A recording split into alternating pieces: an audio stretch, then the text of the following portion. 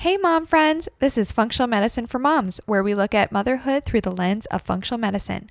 I'm your host, Kelly Moline, a pharmacist with advanced training in functional medicine. From pregnancy and postpartum to everyday parent life, we talk root causes, natural solutions, and real stories from our own family's journey, plus conversations with experts along the way. All right. Okay, Matthew McConaughey. Okay. Start us off. Oh, that was... that was your cue. Okay. Welcome back to another episode of Functional Medicine for Moms. I'm Kelly. I already did my intro in the intro, so I'm a pharmacist and functional medicine consultant. And here we are, talking about gut health again. Do I need an intro or am I good? Yeah, Landon, talk about yourself. Oh, man, twist my arm. I am Landon Moline. I'm Kelly's husband, and I am father to the most adorable and fun-loving baby girl ever named Danielle. And Landon's not feeling too hot today, so... A little stuffed up. So, just try not to talk, and you'll have to listen to my nasally voice. You'll ask the questions. So we're continuing our mini-series on gut health, and what got me started on wanting to talk about gut health was me starting to make sourdough bread for the first time this spring. And you know, everyone's talking about sourdough and how it's like the better bread and gut health friendly and, you know, the bread for gut health and all of that. You go to farmers markets and they're like, eat this for your gut health. It's good for you. Right. So I wanted to back up and we talked about what gut health even means. We're talking about digestion, microbiome, the GI barrier, leaky gut, and then we talked about in the second episode what can cause, you know, an imbalance in gut health or anything like that, and then what we can do about it with simple ways in our life. And then here we are finally talking about sourdough. Yeah. So why is sourdough healthy? Is it healthier, or is this all just a big lie? Right. The question is sourdough bread really good for our gut? Right? So we can back up a little bit on talking about what sourdough even is for the people who haven't gone through their sourdough journey yet. The sourdough community is strong and flourishing, I would say. And when I wanted a sourdough starter, I posted on Facebook and I had so many people saying, yep, I have sourdough starter. You can come pick it up. So yeah, it's all everywhere. I know about sourdough right now is, like, I guess the difference between sourdough and regular bread is that it does taste a little different because I've had both and it has a little more like of a sour taste. And then I just know that you make it by, you have to have like a starter kit So that's where you keep saying starter kit.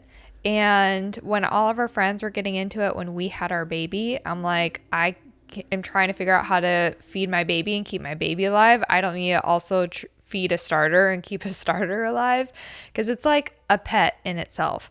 And so it's a starter. And so it's just flour and water, but it grows this bacteria and it has wild yeast, which makes the bread rise. Wild yeast. Okay. Yeah. So it has yeast and bacteria within the flour and the water. So that's ultimately what you're feeding when you're feeding it daily or weekly with more flour and water. Okay. So not a starter kit, a starter. Yeah. Because I think originally you were like, oh yeah, you just buy this starter kit and then you make bread. I think I have seen something out there on Amazon where it's like starter kit for sourdough bread, which it gives you like the tools and utensils you might need. I don't know, but I see. So like tools on like what to bake the bread in. But you're right. What I'm actually referring to is the starter, but I just keep calling it starter kit. Yeah.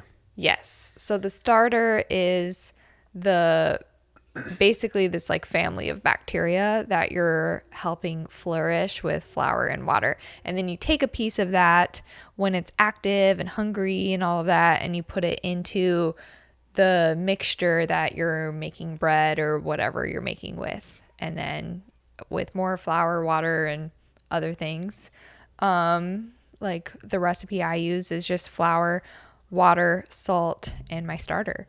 I like that one the best, but you can definitely get more intense recipes out there. And so that's really what the sourdough is made of. Okay, so it's more, so it's like a ecosystem of yeast growing in this like culture or environment versus what is regular bread just like? Yeah, regular bread is just flour and, well, just other ingredients, but it doesn't have this like live ecosystem, like you said. Gotcha. And then the beauty of sourdough is you have to like let it sit and let it ferment. So the bacteria is eating the other things in your mixture, eating the flour and water, and it's, growing the bacteria, and it's also creating compounds, like acids and stuff that can be better for your gut. So it's creating like a postbiotic as well. Yeah, I heard it has like lactic acid bacteria. I was like, oh, is that true? But I think that's one of the acids that it creates, but it's kind of interesting. Yes. So I could be wrong. it has bacteria and that can create lactic acid Okay. as like a postbiotic compound, which are just basically compounds that probiotics make, or the live bacteria make, that can be beneficial for your gut. Okay, but ultimately then, so there's more like good bacteria and like living good bacteria in sourdough starter versus like your regular bread that you just throw a bunch of ingredients together that are not technically living. Yeah, they're not living, and then you don't let it ferment. Got it. So the fermentation process is like what sourdough makes sourdough, like what makes it really sourdough too. So during this fermentation process, the yeast eats the sugars, which creates a gas, which makes the bread rise. And then the bacteria is, eating the compounds, which can partially break down carbs, the carbohydrates, and partially breaks down gluten. And so sometimes people who are even like gluten sensitive can eat sourdough, especially with like a long fermentation. And then it produces acids, like you said too. So the fermentation, it's basically like a pre-digestion process that the bacteria are doing, which can make it easier on the gut and easier for us to break down. Got it. Okay, so I guess that kind of leads into that. So it is healthier for those reasons.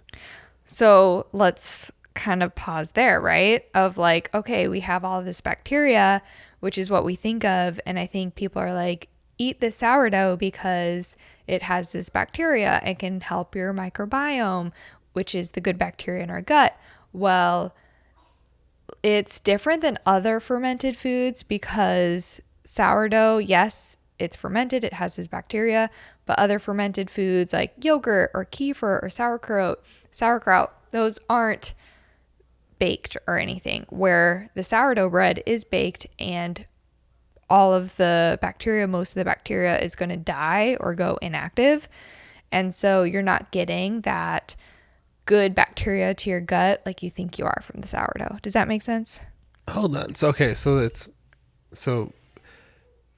the starter is like healthier than like just regular, the makings of regular bread, but then baking it kind of kills it, so it's not giving you the health benefit you think you're getting. So you're getting different health benefits, but you're not getting, it's not a probiotic food. So like these other fermented foods, yogurt, sauerkraut, kefir, you're like taking it, you're eating it, and you're like getting all of this live bacteria to your gut to improve your microbiome, to enhance the good bacteria that are living there and to help diversify that. But sourdough bread, most of that bacteria, if not all of it, is dead but in the baking process. And so it's not really a good probiotic food, which is like what we think of, I think, a lot of the time. So there's other benefits, but it's not like this is fermented, so this is a probiotic. The baking process kind of negates that, especially compared to other fermented foods. But yeah, you're getting other benefits like the acid you talked about. So there's probiotics, like we know, the live bacteria. There's prebiotics, which are like fibers that feed the probiotics, the live bacteria. And then there's postbiotics. And postbiotics are compounds that can be like beneficial to the gut. And so they produce these acids that can act like a postbiotic. And so that can be helpful for your gut in some ways. And what these acids are doing is it can make it so that it's not spiking the blood sugar quite as much. So when you're eating this food, rather than your blood sugar going up really high, it slows it a little bit. So it's a little bit more plateaued. It doesn't spike up and then crash down. It just kind of goes up a little bit over time more. Gotcha. So, and baking doesn't kill those things? No. Okay. So those acids remain after baking, which is great, which can help digestion, your gut environment some, and your blood sugar. Okay. Got it. And it does contain some of the prebiotics a little bit too, but it's not a major source, not compared to like vegetables and stuff. Okay, like other foods. So you're saying there are health benefits to it, and it's good for digestive health and good for your gut, but it's not a replacement for like probiotic supplements and things like that. Yeah, definitely not for probiotics. And I think if we're comparing it to like other breads, it can be a lot better than other breads because of these other gut benefits and the acids, and that it doesn't spike the blood sugar quite as much, especially if we have a longer fermentation process, depending what kind of flour we use, right? If we're using a whole wheat flour or a white flour, whole wheat is going to be it's going to be more complex, and it's going to not spike the blood sugar as much, right? Compared to a white flour. So it depends what we're making with it. It depends on a few things, but then it also depends like what are we eating the sourdough bread with? Are we eating it on an empty stomach with jelly? Because that's going to spike the blood sugar still. Or are we eating it with like eggs and avocado or something like that? Then it's going to make a more plateaued response and not spike the blood sugar. So yes, it's better bread than like other breads, but it's still going to affect the body. It's not like a superfood where it's just going to be like, this is great to eat no matter what, you know. You still have to be, I think, a little conscious about it. Hey, really quick before we jump back in, I just want to share this in case it's meant for someone listening right now. If you're a mom who feels like you're just surviving the day, relying on caffeine just to function, or if you've been feeling off in your body, even months or a year postpartum, you are not alone. I also work with women who are trying to prepare their body for their first pregnancy or their next pregnancy and want to do it a natural, proactive way. Through my functional medicine practice, I offer a health analysis appointment where we really take the time to look at your symptoms, your health history, your lifestyle, and decide which labs would actually be helpful for you. That might include things like cortisol and hormone testing, gut health, metabolic health, and more. And all of these labs get shipped directly to your home, so it's very convenient. Once results come in, we walk through them together so you can fully understand what's going on in your body, and we build a personalized supplement and health plan with optional coaching support as well. The goal isn't quick fixes, it's optimizing your health naturally and giving your body what it needs to heal the way it was designed to. If this sounds like something you've been needing, you can find the link in the show notes to learn more or schedule a call. All right, let's jump back in. So yeah, I mean, which is, most foods are like, you know, good in moderation, and for sure. But yeah, like you don't want to just be like, for supper today I had sourdough bread. Right. Yeah. I had half a loaf of sourdough bread. That's still going to spike the blood sugar eventually, right?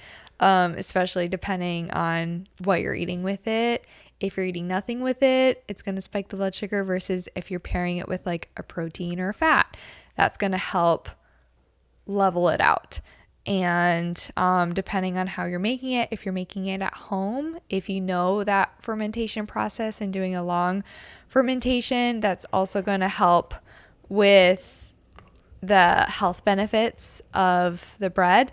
And I think anything we make at home, like, it's so different than what we're getting at the store. And the more things I make at home, I'm like, wow, this really does taste better. And now I'm spending so much more time in the kitchen because of it. And I mean, you can tell the difference between, like, okay, this sourdough bread that I make lasts for 3 days on the counter versus the bread I buy from Target, and that lasts like a week or two. Like, you can tell that this has 0 preservatives in it and, you know, like all those other things that make it healthier. Yeah, that makes sense. So yeah.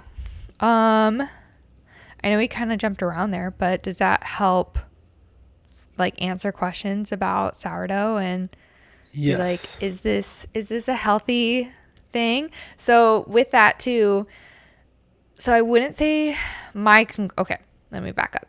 So I wouldn't say sourdough is like a gut healing food is my conclusion. But I would say like it's better option than lots. And like with our toddler now, we're eating more breads, and as she was like introducing solids, like we're just naturally, I think, eating more different types of foods, and I want to make homemade when I can and have healthier options when I can. So I think it's great to have and great to learn, and I think it could be a great like bonding experience as she gets older and we can make it together. So I think that'll be something that's really fun, and then she can grow up knowing how to make that. I never knew how to make that. So I think that's fun. So I think there's other benefits besides just like what you're putting in your body for foods like that. But yeah, I think it's not the end all be all for this is going to change your gut and change your life, but it can be better tolerated for a lot of people. And, but if you have infections in your gut or leaky gut or other things going on, you likely still need to do gut testing and treat your gut appropriately. Yeah, that makes sense. And I think that for most people, like either you're a big bread eater or you're not. I guess either bread's in your diet or not, and you're more saying like if you're a bread eater, sourdough is the way to go. It's the healthier option, and it's gonna help support your gut a little better. But yeah, I mean, I don't think anyone really goes to bread and goes, oh yeah, that is gonna really up my health game. And I don't think that like sourdough is pitched as like this superfood. I mean, some people blow it up to be like, oh wow, like this is, man, it's so healthy, so good for you.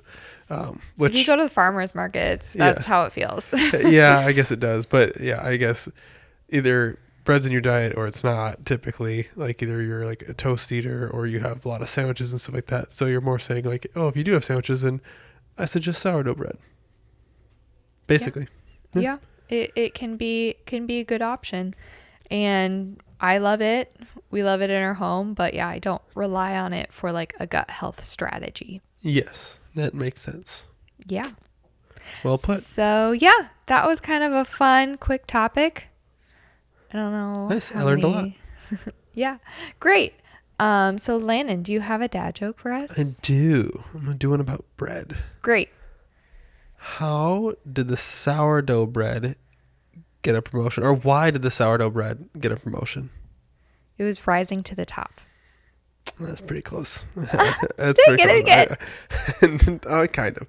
I was going to say it always rises to the occasion, but you cut on to the word rise, so yes. I'll give you half points. Okay. I get at least a B for that. I pretty much got the point of that. Yeah. But yeah, been doing my sourdough stuff, and so I know my stuff a little bit, especially thanks to some friends who have been teaching me at the beginning, and the lady I bought it from, and then ChatGPT. But yeah, I need to go take my dormant sourdough out of the fridge and feed it, and because I'm not making sourdough this weekend. Gotcha. Yeah, I can attest it has tasted rather good. So. Great. Love it. And I hope everyone had a good Easter. Yeah. Happy Easter. Yeah. Okay. All right. Thanks for listening. Bye-bye. Thanks so much for listening to my podcast, Functional Medicine for Moms. If you enjoyed today's episode, make sure to subscribe so you never miss one, leave a quick 5-star review, and share it with your mom friends who love it too. I'm Kelly with a background as a pharmacist and training in functional medicine. I help women move past fatigue, brain fog, gut issues, and hormone struggles so they can thrive in everyday life or prepare for a healthy pregnancy. Through lab testing, personalized supplements, and functional medicine coaching, I help you feel better, faster, naturally. Want to connect more? Head over to molinmethod.com or come hang out with me on Instagram and YouTube at Functional Medicine for Moms. On my site, you can order professional grade supplements at my discount or book a free discovery call if you'd like to see how we can work together on your health. This podcast is for educational purposes only and not medical advice. Always talk to your provider before making changes to your health plan. And remember, healthy moms raise healthy families. Catch you next time. New episodes released every Wednesday.